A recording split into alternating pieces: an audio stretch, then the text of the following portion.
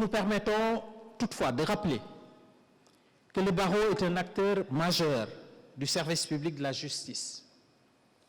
Une institution qui n'est pas toujours mise dans les conditions d'exercer pleinement sa mission au service de la société et d'une justice de qualité.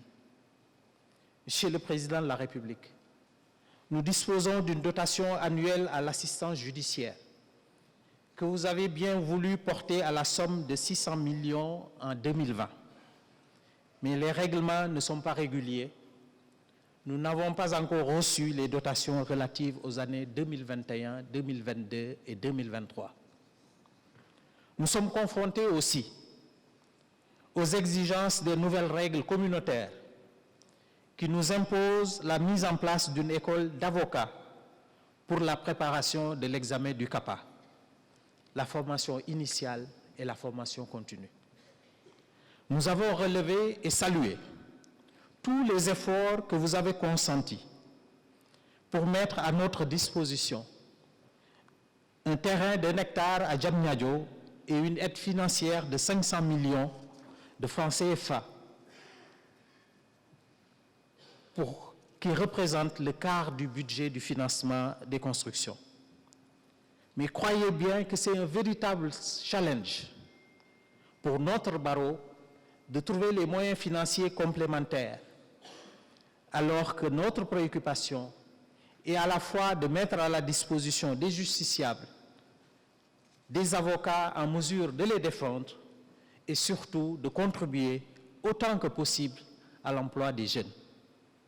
Car l'école a en perspective pour ses débuts le recrutement et la formation d'au moins 100 jeunes pour la préparation à l'examen du certificat d'aptitude à la profession d'avocat. Monsieur le Président de la République, l'audience solennelle doit une fois l'an rappeler la finalité de l'institution judiciaire, pilier de notre État de droit, outil majeur de notre cohésion sociale et nationale. Pour cela, nous ne pouvons pas nous empêcher de jeter un regard évaluatif sur son fonctionnement depuis notre dernière rencontre du 23 juin 2023 et peut-être porter la robe du défenseur de notre institution.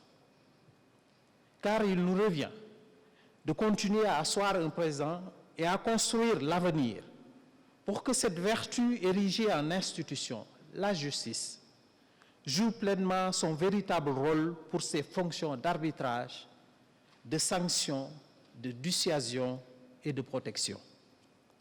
Nul n'ignore, et il se trouvera vraisemblablement peu de gens pour contester, que l'année 2023 a été une année au cours de laquelle il a fallu à l'institution judiciaire, pour tenir debout, énormément de résistance à la critique, à l'outrance des attaques quotidiennes, aux allégations relatives à son prétendu laxisme, en somme à la remise en cause de la légitimité de son action.